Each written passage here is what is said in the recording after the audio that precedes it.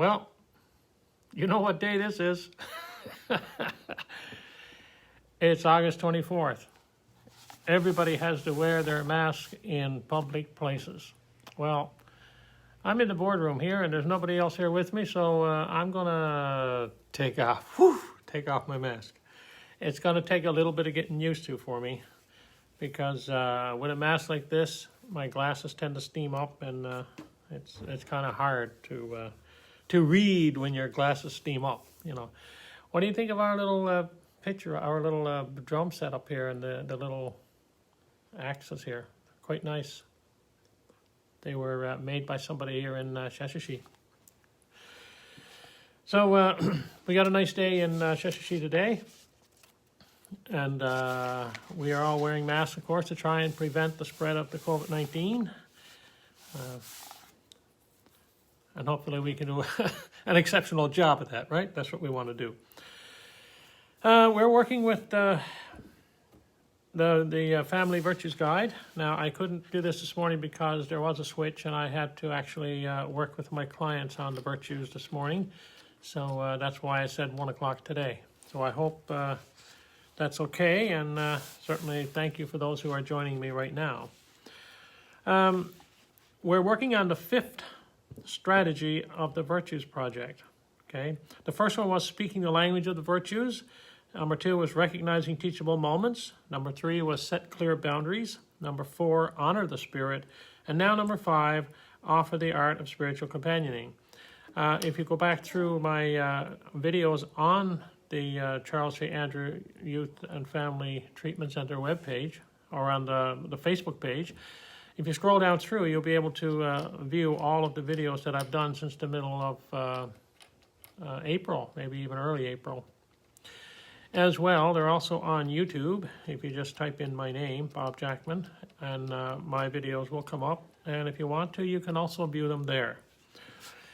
So I'm the teacher of virtues facilitator here at the Charles J. Andrew Youth and Family Treatment Center. And we're now looking at, in strategy 5, parent as counselor, offer the art of spiritual companioning. We looked at what about feelings when it comes to our children. Now our next section is help children to make moral choices. Now, one of the most important spiritual activities for a child is her emerging capacity to make moral choices. They are capable of making those choices. Spiritual companioning is an art and a skill with which to support children to discover their wisdom and discernment. It is quite a contrast to the typical approach taken by most loving parents when a child has a problem to be solved. Here's normally what we would do, right? What would any nurturing parent worth her salt do when a child is troubled or in conflict? She might listen for a while and then, of course, give the child the benefit of her wisdom. This actually deprives the child of his own wisdom and the opportunity to seize a highly teachable moment, the opportunity to resolve a moral dilemma. I mean, our children are capable of doing that. We don't have to jump in and rescue them all the time, right? It is far more empowering to enter into a child's feelings and concerns through concentrated, respectful listening, being deeply present, than asking clarifying questions which support the child to come to her own conclusions. Companioning draws out the child's own resources, which is a skill needed as she grows older. Advice or rescue when children or people of any age are grappling with something meaningfully, literally demeans them, and is, in a sense, a violation of their spirit. We've all been violated in this way. It leaves a thin film of shame over us, as if the other person is saying, "You're helpless. I'm the helper. I know, and you don't know." That's what we're saying, right? Children are remarkably resourceful given compassionate, detached listening with a few clarifying questions which help them to get perspective. First, on what they are feeling, and second, what virtues apply to their situation. The more brilliant advice parents offer, the more children turn off or shut down, particularly in adolescence when they are so vulnerable and their moral choices are so compelling. Listen to that again. The more brilliant advice that parents offer, the more children turn off or shut down, particularly in adolescence when they are so vulnerable and their moral choices are so compelling. An example here. A 14-year-old girl had cried. A 14-year-old girl had cried alone for several days and finally found the courage to speak to her father about something that was deeply troubling to her. She went to her dad and said, "Dad, I don't know what to do. I'm so shy and self-conscious with other kids. What should I do?" Instead of acknowledging how painful these feelings were for her, her father thought for a moment and said, "Just stop being so self-conscious." She turned away, now feeling shamed and hopeless, and, without even knowing it, decided never to turn to her father again. He had closed the door. There are 7 faucets which sometimes serve as steps in the process of spiritual companioning, and sometimes can be used singly to respond with the attitude of a spiritual companion. The art of spiritual companioning is about presence. It is very intimate, and yet it is the most respectful way to open a space to allow someone to bring the truth, their own truth, to light. We have to open the door.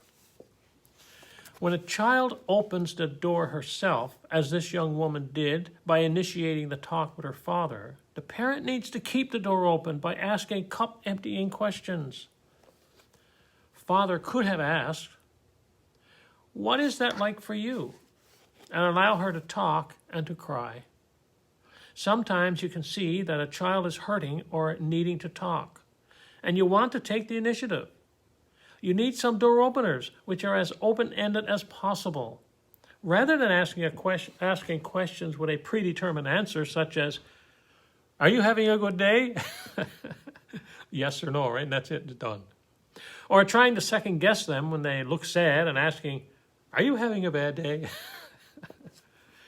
A door opener question is, "What kind of day are you having?" Or, "How are things going for you?" One father asked when he first sees his children in the evening, "So, what's new?" Remember to shield your heart with a veil of compassion and detachment.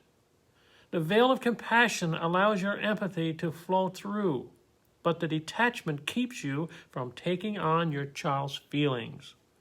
The key is not to overreact or underreact, but to meet the other right where he is. Now remember, in the last video we did the virtue of, no, not the last one before. I think we did the virtue of detachment. So if you go back, you could listen to what detachment is. So, offer receptive silence. So when you're listening, listen. And don't fumble with your phone while you're listening to your child. Don't dig in your pockets. Don't try to continue to listen to the show that's on TV. Turn it all off. Put your phone down. Actually spend time listening to what your child has to say, okay? And look at her and make sure that she knows that you are actually paying attention to her, okay? That's very important. So offer receptive silence. Receptive silence gives others the space to speak fully. That's important. To tell you the whole story without interruption. When the person you are listening to begins to disclose, to talk of what she is feeling, give her your silence.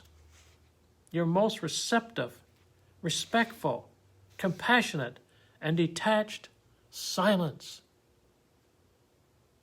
Concentrate fully, peacefully, in a spirit of trust in the other person's process. Deep listening cannot occur in the presence of an agenda. Your purpose is to support, not to rescue or distract or advise. Listen to that again. Your purpose is to support, not rescue or distract or advise. If you see your child or anyone to whom you are listening as a capable spiritual champion learning her lessons, you will enjoy being a companion to her as she does her spiritual work. And boy, do we ever have lessons to learn in this life. A First Nations woman in northern Canada gave spiritual companioning a nickname. I can't remember those words you call it, she said, but it sure works with me and my kids. I call it walk along. Walk along. So you heard about walking in front, walking behind. Well, in this case, you're walking alongside of the child, or whoever it is that you are spiritual companioning. How long should you remain silent? That's a good question. How long should you remain silent? A young Maltese priest said, "When you think you have been silent long enough, be silent a little more." I love that. It is sometimes in the silence after someone has shared for a while that the truth dawns from within their awareness. The saying goes, don't just say something, stand there. You don't have to say something to break the silence. Allow there to be silence. If the person stops talking, you don't have to fill the space. Just stay quiet. Stay present. Just stand there. Okay, so that's part of the spiritual companioning. It's a way of speaking, or allowing children, to allow children to empty their cup and to be able to speak fully about what it is that's bothering them. So we looked at the virtue of detachment. The other one that was mentioned in our little reading just now, the one we discussed, was compassion. So let's look at the virtue of compassion and see what that is all about. So here's the quote from the Gita, the book of the Hindus. He who is incapable of hatred toward any being, who is kind and compassionate, free from selfishness, such a devotee of mine is my beloved. What is compassion? Compassion is understanding and caring about someone who is in trouble or has made a mistake. And we've all been there from time to time. It is being kind and forgiving because another person really matters to you. It is feeling sorry when someone is hurt, it might be you, and needs someone to understand. It is forgiving someone who hurt you because you understand why they hurt you and care more about that person than your own hurt. That's compassion. It is feeling the pain of someone who is in trouble, even if you do not know that person. It is caring deeply and wanting to help, even if all you can do is to listen and say kind words. And as we had just learned, of course, that we spend lots of time listening respectfully, peacefully, kindly. So why practice compassion? When people feel bad or find themselves in trouble, they usually feel very much alone. Feeling alone can make things even worse. At such times, people start to believe that no one understands or cares about them at all. Being compassionate tells a person that they are not alone. It makes you a friend when someone needs a friend. It gives you a good feeling and makes you useful at the same time. It helps you to understand other people and yourself. Without compassion, the world is a hard and lonely place. With compassion, we are all connected, and hard times are much easier because others understand and care. So how do you practice it? How do you practice compassion? How do you practice compassion? Compassion begins by paying attention to yourself and to others. Notice when someone looks sad or is having some trouble in his life. Go up to that person and show that you understand and care by sitting close by, letting him know that you are there and that he is not alone. Listen if he wants to talk. Sharing your own experience if you had a similar one. Understanding and forgiving him if he hurt you without meaning to. Doing what you can to help. It might just be praying for him. So congratulations. Here are signs of success. You are practicing compassion when you notice when someone is hurting or needs a friend. When you care enough about her to stop what you are doing and let her know that you care. You are practicing compassion when you listen to her and try very hard to understand.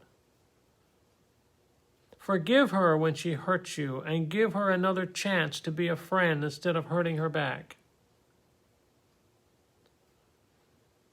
You are practicing compassion when you help people in need. And here's an affirmation. I have compassion. I notice when someone needs attention and freely offer my help. That's the virtue of compassion. It's one we all need, to say the least. Now, I have a couple of quotes here. One from, again, Sacred Moments by Linda Kavelin-Popoff. This one comes from Peter 3. I don't know what that means. It just says Peter with a 3 after it. No dots, no nothing. I don't know if it's from the Bible. But anyway, it goes like this. Finally, all of you, be of one mind, sympathetic, loving toward one another, compassionate, humble.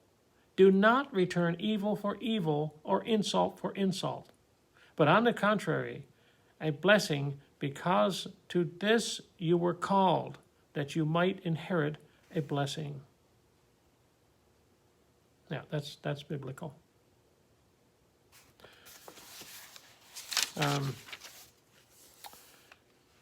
And this one, by Baha'u'llah. He will never deal unjustly with anyone.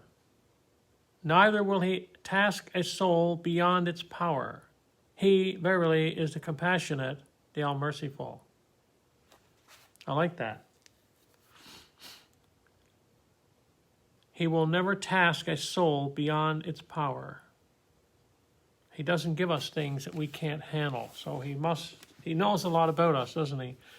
And people come through some very, very, very tough times sometimes.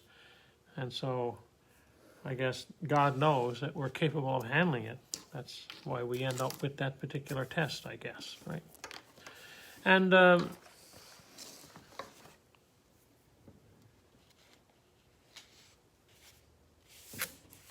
let no one ever come to you without leaving better and happier. Mother Teresa. She said, let no one ever come to you without leaving better and happier. Here's something you can think about. Think of a way to serve people in your community who may be lonely or need some help. That's one to give some serious thought to.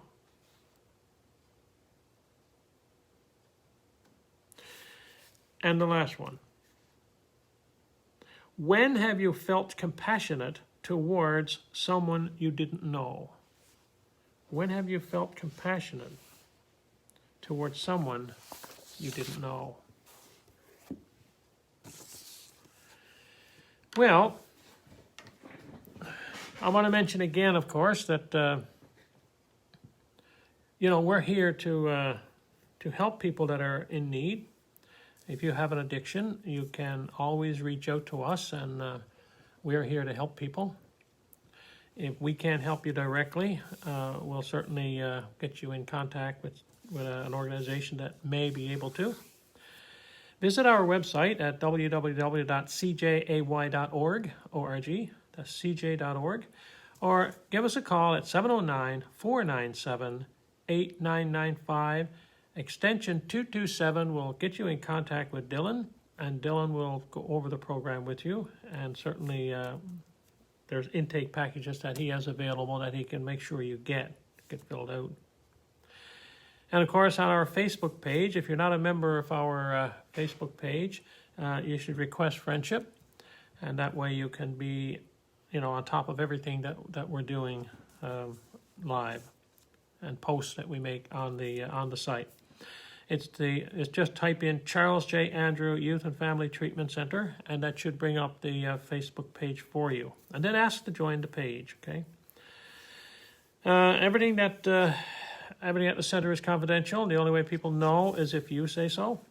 So keep that in mind. And I know there's people out there that need assistance.